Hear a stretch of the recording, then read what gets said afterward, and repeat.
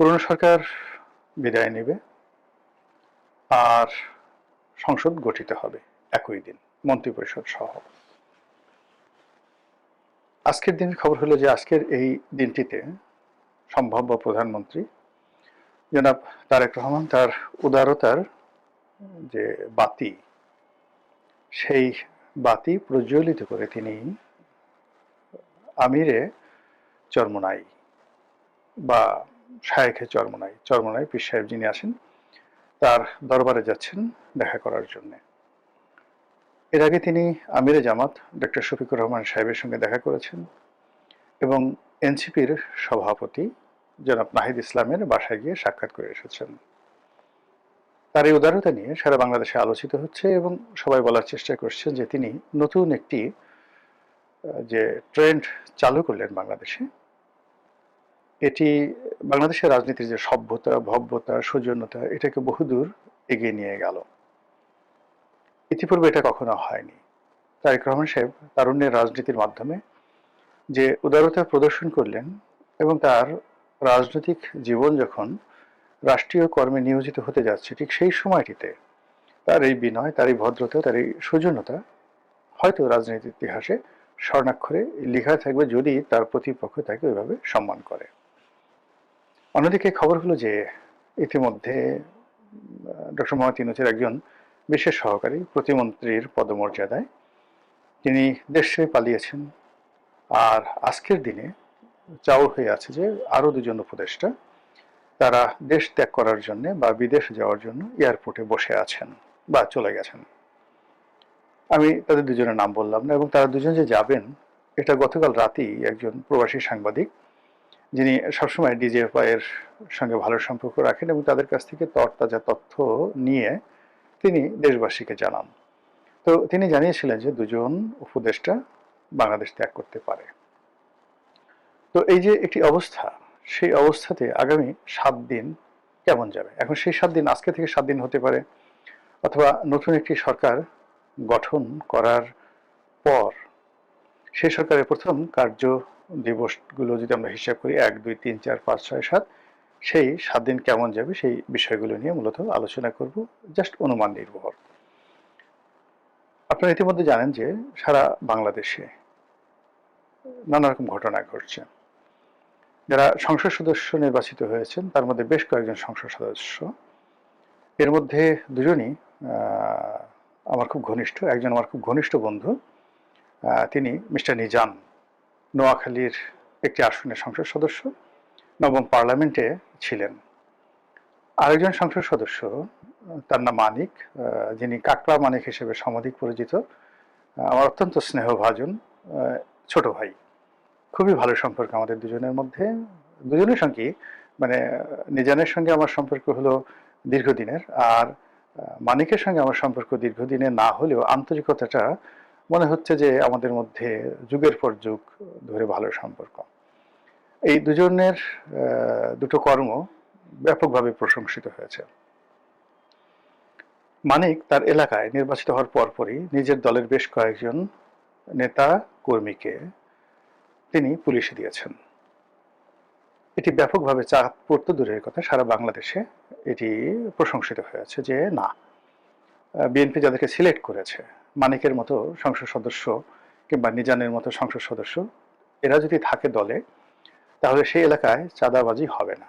আবার অন্যদিকে নিজান যেটি করেছেন সেটি হলো তিনি অ্যারেস্ট করার চাইতেও আরেকটু বেশি এগিয়ে গেছেন। তিনি নিজে বাদী হয়ে এলাকার যে তার দলের যারা নেতাকর্মী চাঁদাবাজ বলে পরিচিত, কুখ্যাতি অর্জন করেছেন, এরকম প্রায় 20-25 জনের বিরুদ্ধে তিনি মামলা করেছেন।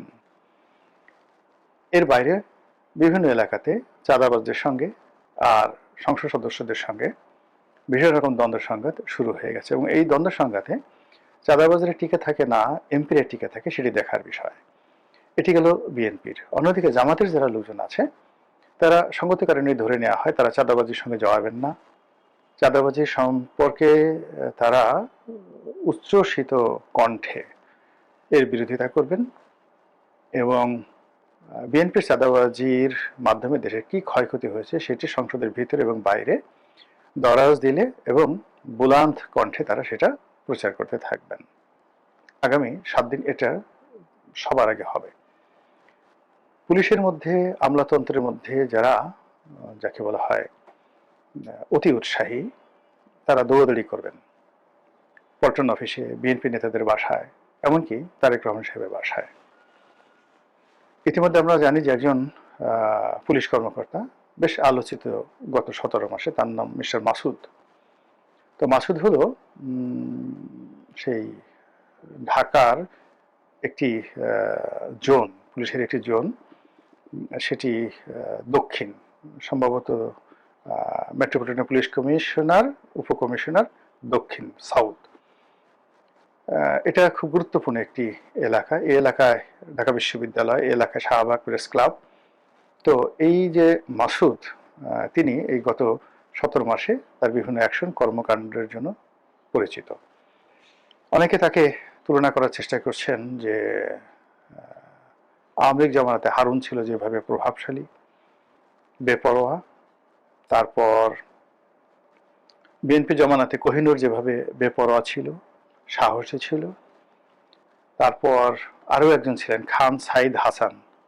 ঠিক এখন মাসুদ যে পদে আছেন, যে চেয়ারে আছেন, ঠিক এই জায়গাটাতেই খান সাইদ হাসান ছিলেন বিগত বিএনপির জামানাতে। এবং যখন সেই 21শে আগস্টের গ্রেনেড হামলা হয়েছিল, সেই গ্রেনেড হামলার সময়টিতে এই মাসুদ যে দায়িত্বে আছে, ঠিক এই দায়িত্বে ছিল খান সাইদ। তো সেই জায়গাতে এখন মাসুদ বসে আছেন লম্বা চূড়া। এখনো পর্যন্ত তার বিরুদ্ধে কোনো দুর্নীতির অভিযোগ আসেনি, অনিয়মের অভিযোগ আসেনি। এবং এখনো পর্যন্ত যেটি হলো সেটি হলো তিনি তার পেশাদারিত্ব এবং পরিস্থিতি মোকাবেলা করার জন্য যতটা কঠোর হওয়া দরকার, সঙ্গে সঙ্গে যতটা নরম হওয়া দরকার, দুটো জিনিসের সমন্বয় তিনি করে যাচ্ছেন একজন আলোচিত পুলিশ কর্তা হিসেবে। কিন্তু এর মধ্যে যেটা ঘটেছে সেটা হলো যে তিনি সম্প্রতি বিএনপির একটি অনুষ্ঠান, সেটা সম্ভবত হোটেল ইন্টারকন্টিনেন্টালে হয়েছে, এবং ইন্টারকন্টিনেন্টাল মানে রমনা পার্কের সাথে, এবং এটা মাসুদের এলাকার।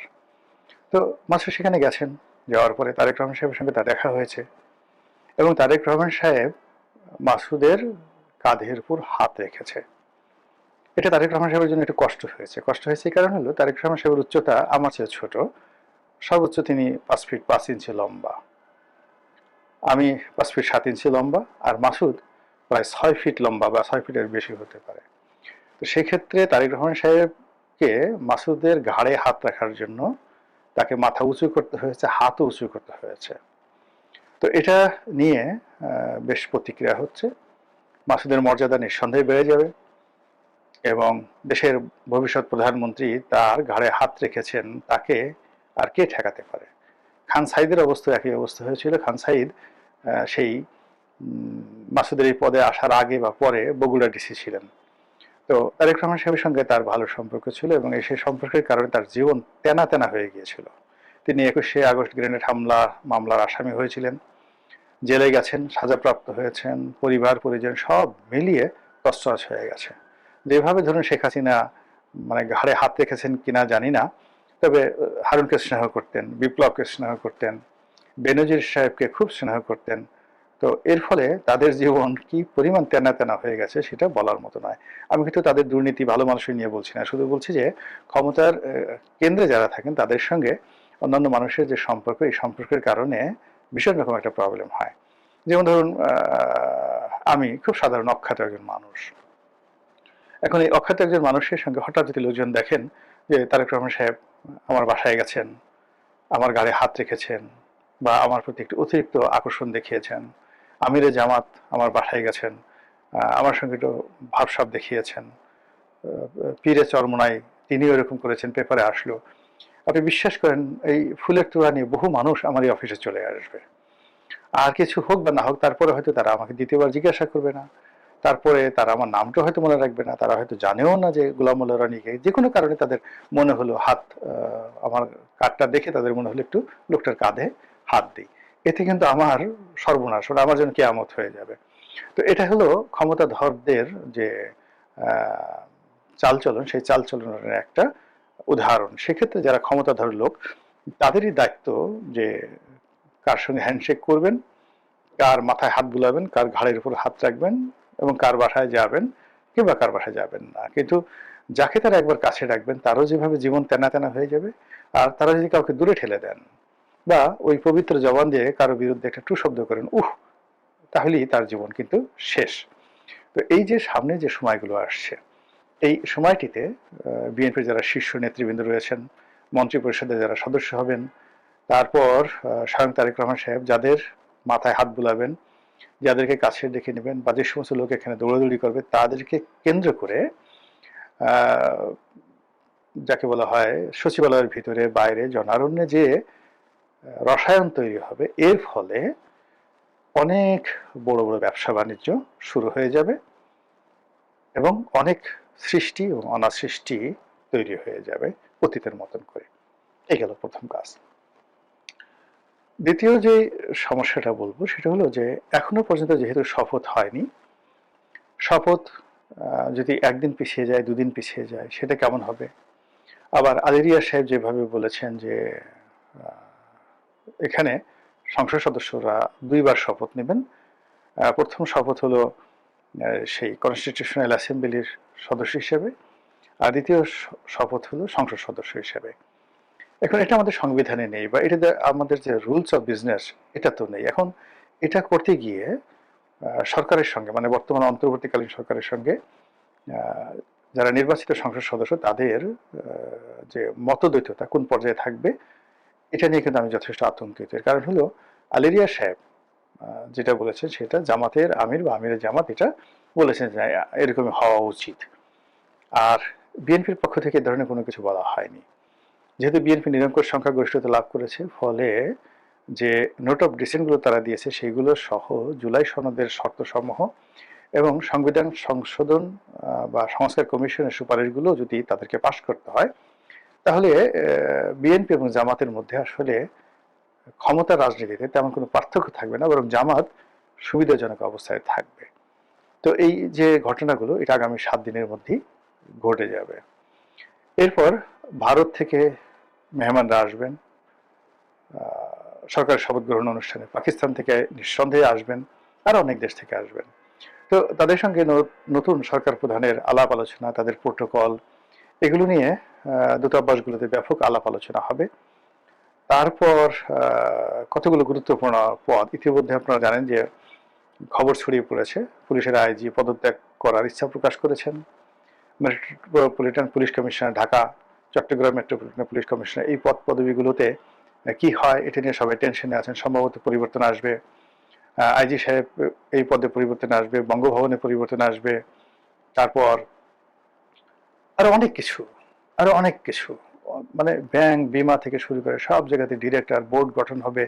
এই 7 দিনের মধ্যেই যে তোলপাড় শুরু হয়ে যাবে, সরকার গঠনের 7 দিনের মধ্যে যে তোলপাড় শুরু হয়ে যাবে, তাতে করে ব্যাংক পাড়া, শেয়ার মার্কেট, বিমা পাড়া, এরপরে সরকারের যে গুরুত্বপূর্ণ পদ পদবিগুলো আছে, যেমন জাতীয় রাজস্ব বোর্ডের চেয়ারম্যান, বাংলাদেশ ব্যাংকের গভর্নর, তারপর